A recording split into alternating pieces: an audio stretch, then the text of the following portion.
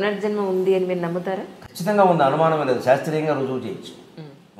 దానికి ఏమో గొట్టాల కొడుకులతో ప్రయోగశాలలో చేసేది కాదు అది. అన్ని ప్రయోగశాలల్లో రుజువు కావు. కొన్ని యోగశాలల్లో అవుతాయి, కొన్ని యాగశాలల్లో అవుతాయి. మన శాస్త్రం ఉంది. పునర్జన్మ ఉంది అనేది ఎందుకు నమ్మి తీరాలి మనం అంటే, ఎలా ఉంటుందని చెప్పారు శాస్త్రంలో పునర్జన్మ. ఈ జీవికి వెళ్ళిపోయే వరకు కనుక ఇందాక మనం చెప్పుకున్న ఈ వాహన వ్యామోహం, సంతాన వ్యామోహం, భయాలు వదులుకోకపోతే వీడి మనస్సు మళ్ళీ ఇంకో శరీరాన్ని పొందుతుంది. అదే పునర్జన్మ. ఆ మనస్సు, ఆ జీవుడు, మనస్సు జీవుడు, సంకల్పం, బుద్ధి, చిత్తం అన్నీ ఒకటే, పేరు మార్పుగా వీడు మళ్ళీ ఇంకో జన్మ ఎత్తుతాడు. ఎందుకని ఈ మనస్సులో ఇవన్నీ ఉండవాలి. ఎలా ఎత్తుతాడు తెలుసా? రాత్రి పడుకుని కలగంటున్నాం మనం, నిజానికి అది ఇంకో జన్మ అండి.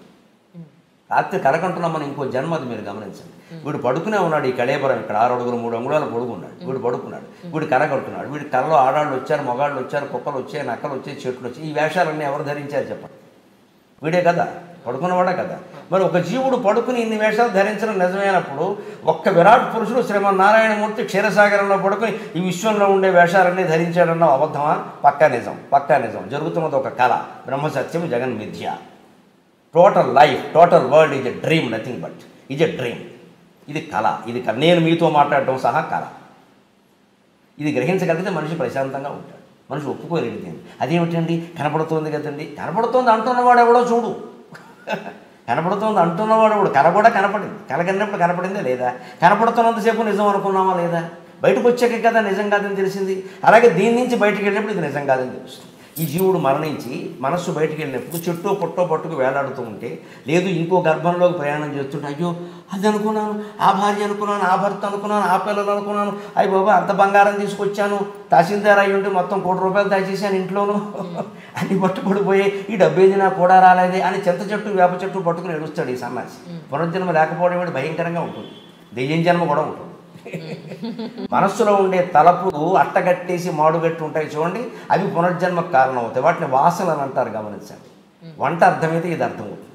వంట చేసినప్పుడు గిన్నెలు ఏదైనా కొయ్యి రొట్టో ఏదో కాల్చేవాడు, గణప రొట్టో ఏదో అడుక్కు బాగా అట్టేసింది అనుకోండి, అట్టగట్టేసింది. దాన్ని తోముతాం కదా, తోమితే ఒక్కోసారి పని మనుషులు ఎలా ఉన్నారో మీకు తెలుసుగా, వాళ్ళు తోమినా మనం తోముకోవాలి. అందుకని వదిలేసామనుకోండి, దాంట్లో మీరు ఏ అన్నం పరమానమో వండారనుకోండి, దాని వాసన దీనికి వచ్చిందా లేదా? అలాగే మనస్సులో కూడా అట్టగట్టి పేరుకుపోయిన భయాలు, కోరికలు, వాంఛలు, రకరకాల ద్వేషాలు అట్టగట్టి మిగిలిపోయినవి మరో జన్మకు కారణం అవుతుంది. It is scientific. పొంది తీరతాడు ఖచ్చితంగా, అనుమానం లేదు. ఇది ఎంత నాస్తికుడు కూడా దేవుడి మీద నమ్మకం లేకపోవచ్చేమో కానీ, స్వర్గనరకాలు నమ్మకపోవచ్చేమో కానీ, వాడు చేసినవన్నీ వాడు మనస్సులో వాసన రూపంలో ఉన్నాయనే విషయాన్ని వాడు నమ్మకుండా ఉండలేదు. వాడికి కొన్ని వాసనలు ఉన్నాయి కదా. ఆస్తికుడైతే ఆయన బంధాలు ఆయనకున్నాయి. నాస్తికుడు దేవుడు నమ్మడు, భగవంతుడు నమ్మడు, భార్యను నమ్ముతున్నాడు కదా. భార్యతో బంధం, పిల్లలతో బంధం. నాస్తికులు కూడా ఆస్తులు సంపాదించుకుంటున్నారు కదా. అక్రమం సక్రమం అందరికీ ఉన్నాయి కదా, తేడా ఏం లేదు కదా. మరి అంతే, తేడా ఏముంది ఇంకా? అంటే మామూలే, పుణ్యమైన మామూలే, పాపమైన మామూలే. అది నమ్మకం మీద ఏం లేదు, నిజం జరిగి తీరుతుంది. అంటే పునర్జన్మ శాస్త్రీయం. ఎందుకంటే పునర్జన్మ వచ్చేది శరీరానికి కాదు. ఎందుకు మనం నమ్మలేకపోతున్నాం అంటే, నేను అంటే శరీరం అనుకుంటాం. ఎందుకంటే మూర్ఖత్వం ఇంకోటి లేదు. నేను అనేది మనస్సులో ఏర్పడిన ఒక భావన. నిజం చెప్పాలంటే అది మిథ్య. గట్టిగా లోపల మనస్సులో ధ్యానం చేసి నేనెవరో అని లోపలికి రమణ మహర్షి చెప్పినట్టుగా ఆలోచిస్తే పావు గంట కాకుండా వీడిగా నేను అనేది లేదని అర్థం. స్ఫురణ తప్పితే ఏమీ లేదు ఇక్కడ అని అర్థమైపోతుంది. ఎందుకంటే ఆ నేను అని స్ఫురిస్తూ ఉంటుంది లోపల, మీరు గమనించండి. ఆలోచన వదిలేసి, మాట వదిలేసి మనస్సును లోపలికి తీసుకెడితే నేను అని స్ఫురిస్తుంది. ఆ నేను ఎక్కడుందో గమనించండి. ఎక్కడుందో గమనించి, ఎక్కడ there is no place but నేను ఈజ్ దేర్. ఎక్కడ చోటు లేదు, నేను అని ఉంది. ఏ చోటు లేకుండా నేను ఉందంటే అది ఎలా ఉంటుంది? గాల్లో తేలుతుంది అనమాట. ఆ నేనే ఉంటే ఆ నేనే పట్టుకుని కూర్చోవాలి. అదే జపం. అందుకే మహర్షి, రమణ మహర్షి అన్నింటిలోకి గొప్ప మంత్రం ఏదంటే నేనెవరు అనేది గొప్ప మంత్రం అన్నారు. ఆలోచన చేస్తే మనిషికి శరీరం తాను కాదని తెలుస్తుంది. ఆ నేనులోనే దృఢంగా ఉండగలిగిన వాడికి పునర్జన్మ ఉండదు. వాడి జీవితంలోనే అన్నీ వదిలేశాడు. ఇలాగే సంతాన వ్యామోహం, వాహన వ్యామోహం, భయం అన్నీ కూడా వదిలేశాడు. ఈ జీవితంలోనే వదలడం కోసమే మనకు అమర్నాథ్ యాత్రలు, సత్యనారాయణ వ్రతాలు, అక్షతృతి వ్రతాలు ఇవన్నీ పడితే వీటి నుంచి మళ్ళీ డబ్బులు ఆశిస్తున్నాం, పురుళ్ళు ఆశిస్తున్నాం, పుణ్యాలు ఆశిస్తున్నాం అంటే ఏమనుకోవాలి జాతిని? అసలు తెలుసుకోవాల్సిన తత్వం తెలుసుకోకుండా వీటిని పట్టుకు వేలాడుతాం. తెలుసుకుంటే మీరు అక్కడికి వెళ్ళక్కర్లేదు, వెళితే మంచిదేనమ్మా, కాదనేదేముంది, వెళ్ళండి. హాయిగా ఇంకా గొప్ప అనుభూతి కలుగుతుంది. ఇప్పుడు ఈ కథ తెలిసిన నాకు అమరనాథ్ ప్రత్యక్షంగా చూసాను కూడా దివ్యానుభూతి కలుగుతుంది, అనుమానం ఏముంది? తెలుసుకుని వెళ్ళాలి. కానీ నాకేదో అక్కడ వెళ్ళగానే ఎలా తెలిసిపోతుంది? ఏం తెలిసిపోయింది అంటే మన మనిషిలో సహజంగా ఉండే ఒక బద్ధకం ఏంటంటే, కృష్ణమూర్తి గారు చెబుతారు అదే విషయం. నీకు ఏమీ నువ్వు కష్టపడకుండా నువ్వు ఉన్న చోటు నుంచి కదలకుండా ఏదో చోటుకి వెళ్ళడం వల్ల అక్కడ ఏదో మునగడం వల్ల ఇక్కడ ఏదో ముట్టుకోవడం వల్ల వారు ఎవరినో చూడడం వల్ల నీకు వచ్చేయాలి. ఇది దురాశ కదా? నిజమేనండి. ఎవరో మహాపురుషుని సందర్శించామండి, మనకి ఏదో వచ్చిందంటే కష్టపడ్డాడు ఆయన, బోళ్ళు తపస్సు చేశాడా? అంత తపస్సు నువ్వు చేయకుండా ఆయన తపస్సును గోకేసుకుందామని చూస్తున్నావు ఆ కాళ్ళకి దండం పెట్టి. అన్యాయం కాదండి ఇది, స్వార్థం కాదు. ఆయన కాళ్ళకి దండం పెట్టి ఆయన తపస్సును గోకేసుకుందామని చూస్తున్నావు. పుణ్యపురుషుల దర్శనం అండి, మాకు అన్ని అద్భుతానుభూతులు ఎందుకు ఆశిస్తున్నావు? అసలు ఆయనలా ఉండాలని ఎందుకు అనుకోవు? ఆయన నుంచి ఏదో గోకేద్దామని చూస్తున్నావు. కానీ ఆయన దర్శనం అయ్యాకే మాకు ఇంట్లో అన్ని శుభాలు జరిగాయండి, ఒకవేళ అశుభాలు జరుగుతాయేమో మీరు ద్వేషిస్తారు కదా. జ్ఞానం అంటే శుభాశుభాలు సమానంగా భావించడం, అంతేకాని శుభాలు జరగాలని కోరుకుంటున్నారు అంటే వాళ్ళు భక్తులు కాదు, స్వార్థపరుల కింద లెక్క, స్వార్థపరుల కింద లెక్క. మీకున్న మెంటల్ సాచురేషన్ పాయింట్కి సినిమాని చూస్తారా మీరు అసలు? ఒకప్పుడు నేను సినిమా రివ్యూస్ రాసేవాడిని అండి. అవునా? ఇప్పుడు పరిస్థితి ఏమిటో? ఇప్పుడు చాలా తక్కువ అండి. రీసెంట్గా లాస్ట్ మీ మూవీ ఏది? రీసెంట్ చూసిన మూవీ?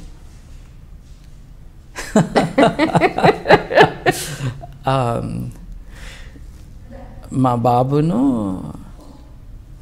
నా వైఫ్ ఇద్దరు చిన్నపిల్లలే, ఇద్దరు కలిసి జాంబీ సినిమాలు చూస్తూ ఉంటారు. అట్లా నేను మా ఇంట్లో సినిమాలు ప్లే అవటం చూశాను, కానీ I never sat down to watch. నిజానికి దీనికి ఎవరు మీనింగ్ చూడకూడదు, మీరు అన్నారు కాబట్టి చెప్తున్నాను. నేను చూసిన లాస్ట్ 2 ఫిల్మ్స్ తెలుగులో సినిమా హాల్కి వెళ్ళి చూసినవి, 2 పవన్ కళ్యాణ్ సినిమాలు. మీరు అని ఫ్యాన్ అని చెప్పుకోవచ్చా? లేదండి, I'm not a fan of any film actor. I'm not even interested in their personal lives or political ambitions. కానీ చూసినవి అవి. ఒకసారి ఊరెళ్తే అత్తారింటికి దారేది సినిమాకి అందరూ వెళ్తుంటే నేను వెళ్ళాను. అంతకుముందు గబ్బర్ సింగ్ సినిమా నంబర్ 1 అది చూశాను. ఇవే నేను చాలా తక్కువ సినిమాలు చూడటం. నిజానికి సినిమా చూడటం నేను మానేసిన కారణం లైన్లో నుంచుని టికెట్ కొనుక్కోవాలి అన్న కారణంగా నేను వెళ్ళలేదు. ఏదో తప్పు చేసిన వాళ్ళలాగా అక్కడ లైన్లో నుంచుంటే ఒక గుర్ఖా వచ్చి కర్ర పట్టుకుని నువ్వు ఇట్లా నుంచో అట్లా నుంచో అని డైరెక్ట్ చేస్తూ ఉంటే I did not relish that experience. ఇప్పుడంటే మీరు నెట్లోనే బుక్ చేసుకోవచ్చు, కానీ నెట్లో బుక్ చేసుకోవక్కర్లా, నెట్లో ఇంట్లోకి తెచ్చుకోవచ్చు సినిమా. కానీ నేను చూడలేదంటాం నిజమే, కానీ అప్పుడప్పుడు ఎక్స్ట్రాక్ట్స్ సినిమాలు చూస్తూ ఉంటాను. ఐఎమ్ టికిల్డ్ బై బ్రహ్మానందం గారి కామెడీ. అవునా? I'm tickled by it. అప్పుడప్పుడు కొన్ని డిస్టేస్ఫుల్గా ఉంటాయి, కానీ overall they make me laugh. Brahmanandam గారి హ్యూమర్ ఐ ఎంజాయ్ అండి, ఆర్ హిజ్ యాక్టింగ్. అంటే స్లాప్ స్టిక్ కానీ బాడీ షేమింగ్ చేయనివి కూడా ఇంటెలిజెంట్ అండ్ ఫన్నీ డైలాగ్స్తో ఉన్నాయి, కొన్ని ఉంటాయండి. That appeals to me. But overall అంటే నాకు సినిమా అది ఇంట్రెస్టే ఉంది. నేను I have been more interested in European cinema, German and French. So నేను ఇండియన్ ఎక్స్ప్రెస్కి కాలేజ్ డేస్లో ఉన్నప్పుడు I use to right reviews. నేను హైదరాబాద్ ఫిల్మ్ క్లబ్ మెంబర్ని. చాలా దూరం వెళ్ళి సారథి స్టూడియోస్లో ప్రతి వారము కొరియన్ ఫిల్మ్స్, ఇరానియన్ ఫిల్మ్స్. మీరు లేనిది ఎక్కడని అడగండి. అంటే cinema as an art form, how to tell a story అండి. What is cinema? It's how to tell a story. అది చక్కగా ఎవరు చెప్తారు అన్నది వెతుక్కుంటూ ఉంటాం. Because story is entertaining, sometimes it is ennobling. మనం కథ విని ఆ హాల్ బయటకు వచ్చేటప్పుడు డిఫరెంట్గా బయటకు వస్తాం. సో ఆ ఎక్స్పీరియన్స్ని వెతుక్కుంటూ సినిమాని కూడా నేను దాని పట్ల అట్రాక్ట్ అయ్యి చూడటం అనేది చేసేవాడిని. తర్వాత ఒక Indian Express editor was my student, French student. అదేంటి నువ్వు రాయచ్చుగా మాకు రివ్యూస్ అని అన్నాడు. సరేలే రాస్తానని ఐ డిడ్. నీకు జర్మన్ వచ్చు కదా, జర్మన్ సినిమాలు ఎందుకు రివ్యూ చేయవు అని అన్నాడు. So Fassbinder films, Wim Wender films, అన్ని రకాలు. When we use to organise some of these film retrospectives, ఆ సినిమాటోగ్రఫీ ఏంటి, ఆ ఫిల్మోగ్రఫీ ఏంటి, వీటన్ని మీద దృష్టి పెట్టి I would do some unprofessional but interested reviews of these things. మనకేం పెద్ద వచ్చేం కాదు, కాకపోతే భాష వచ్చు కాబట్టి better access to this filmography, అలా అనమాట. అవన్నీ ఎక్స్పోజ్ అయినాక specially Iranian and Korean films అవి చూసినాక Indian films specially Telugu films చాలా ఇమ్మెచ్యూర్గా ఉంటాయి. సో నేను చూడటం మానేశాను. అంటే వెళ్ళి దెబ్బలు తింటుంది దేనికి, they are very very immaturely done. ఆర్ట్లో ఉండాల్సిన సోఫిస్టికేషన్ సినిమాలో కనపట్టలేదు. ఎందుకనంటే they are not looking for sophisticated audiences. ఎక్కువ మంది టికెట్లు కొనడానికి ఎవరు వస్తారు అని అనుకుని వాళ్ళు ఇది కోరుకుంటున్నారు అని వీళ్ళు ఇమాజిన్ చేసుకుని they are getting into it. I'm not part of that. So దాంట్లో నేను లేనట్టే సినిమాల్లో. That's how it is. అంటే వ్యవసాయ పరిస్థితి ఎలా ఉంది, రైతుల పరిస్థితి ఎలా ఉందంటారు? అంటే మీరు ఆ డిపార్ట్మెంట్లో పని చేశారు కాబట్టి అడుగుతున్నాను. బాధ అవుతుందండి. ఒక రాబెప్పని ఒక ప్రోగ్రామ్ ఉండేది మా టైంలో. ఒక 6 months మమ్మల్ని విలేజ్లో ఒక ఫార్మర్కి అటాచ్ చేసేవాళ్ళు. ఆ టైంలో ఏ రైతుని అడిగినా సార్ మీ బిడ్డని మరలా మీరు ఫార్మర్ చేస్తారంటే నేను చేయనండి అనేవాళ్ళు. జేడి లక్ష్మీనారాయణ గారు ఇదే మాట్లాడారు. అవునా? ఎందుకంటే యాక్టర్ల పిల్లలు యాక్టర్లు అవుతున్నారు, సివిల్ సర్వెంట్స్ పిల్లలు సివిల్ సర్వెంట్స్లోకి వస్తున్నారు, డాక్టర్ల పిల్లలు డాక్టర్లు అవుతున్నారు. ఒక్క రైతు విషయంలో మాత్రమే తన ప్రొఫెషన్లోకి తన పిల్లలు రావడానికి ఇష్టపడతారు. అసలు ఇంట్రెస్ట్ కాదండి, అటు సైడ్ తీసుకెళ్ళడానికి ఇంట్రెస్ట్ చూపించట్లేదు. అరే ఇది మన పొలం రా అని చూపించడానికి వాళ్ళకి ఇంట్రెస్ట్ వస్తలేదు ఏ రైతుకి. మనమేమో రైతే రాజు, వ్యవసాయంలో సాయం ఉంది, ఇట్లా బయట చూపించుకుంటూ ఉంటాం. వ్యవసాయ ఆధారిత దేశం, కంప్లీట్ వ్యవసాయ ఆధారిత దేశం, ఇట్లా చూపించుకుంటూ ఉంటాం కదా. ఇట్లా చూపించుకుంటూ ఉన్నప్పుడు ఇది అంటే వాళ్ళ బాధలు ఎందుకు. మా ఫాదర్ వాళ్ళ అన్న తమ్ముళ్ళు అందరూ వ్యవసాయం మీద డిపెండ్ అయ్యేవాళ్ళే. ప్రకాశం జిల్లా బేసిక్గా డ్రాట్ ప్రోన్ ఏరియా, కంప్లీట్ కరువు ప్రాంతం. వర్షాలు లేక పంటలు ఎండిపోయిన రోజులు చాలా ఉన్నాయి, వాళ్ళు ఇబ్బందులు పడిన రోజులు కూడా చాలా ఉన్నాయి.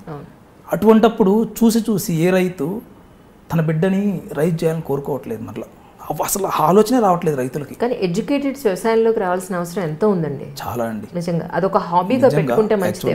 ట్రూ. నేను అదే అనుకుంటున్నాను. నేను ఒకవేళ ఇది రాకపోతే నేను ఒక 30-40 acres కౌల్లాగా తీసేసుకొని నేను ఒక మోడర్న్ ఫార్మింగ్ టైప్లో నేను ప్లాన్ ఎందుకు చేయకూడదు యాక్చువల్లీ? ఎందుకంటే మనిషి పుట్టిన తర్వాత చచ్చేంత వరకు ఫుడ్ కావాల్సిందే, అది ఏదో ఒక రూపంలో ఫుడ్ కావాల్సిందే. అలాంటప్పుడు దాన్ని ఎందుకు నెగ్లెక్ట్ చేయాలి? నెగ్లెక్ట్ అనేది భయపడుతున్నాం కదా. ఇప్పుడు రైతులకు అందాల్సినవి అందట్లేదు, వాళ్ళకి కొంత ఎడ్యుకేషన్ లేదు ఒకటి, ప్లస్ వాళ్ళలో ఇల్లిటరసీస్ అనేది కూడా చాలా ఎక్కువగా ఉంది ఒక మాటలో చెప్పాలంటే. సో వాళ్ళ విద్యా శాతాన్ని పెంచి వాళ్ళలో నాలెడ్జ్ పెంచి ఒక ఎడ్యుకేటెడ్ని వ్యవసాయంలోకి తీసుకురాగలిగితే చాలా, అంటే గ్రాస్ రూట్ లెవెల్ నుంచి కూడా చాలా అద్భుతమైన ఫలితాలనండి, గొప్ప మార్పు ఎందుకు రాదు అనేది నా ఉద్దేశం. అంటే ఇప్పుడు ఏమవుతుందంటే society they are moving towards technology అండి. అందరూ సిటీల్లోకి వెళ్ళిపోదాం, సిటీల్లో సెటిల్ అవుదాం అనే ఆలోచన ఉంటుంది. కానీ ఏ వ్యక్తికి చాలా తక్కువ పర్సెంట్ పాపులేషన్కి విలేజెస్కి వెళ్దాం, విలేజెస్లో వ్యవసాయం చేద్దాం అనే ఆలోచన చాలా తక్కువ మందికి ఉంటుంది. చిన్నప్పటి నుంచి పేరెంట్స్ కూడా ఏ బిడ్డని ఆ విధంగా పెంచట్లేదు. First thing. సెకండ్ థింగ్ ఏంటంటే అగ్రికల్చర్ అనేది కంప్లీట్గా మన చేతుల్లో ఉండదు. సో ఇట్ డిపెండ్స్ ఆన్ ఎంత రెయిన్ పడుతుంది, టెంపరేచర్స్ ఎంత ఉన్నాయి, మన సీడ్ క్వాలిటీ ఏంటి, ఇట్లా వాటర్ అవైలబిలిటీ ఎంత ఉంది, దీని మీద డిపెండ్ అవుతుంది. అటువంటప్పుడు నీ లైఫ్ని రిస్క్లో పెట్టి నువ్వు వ్యవసాయం చేస్తున్నట్లే.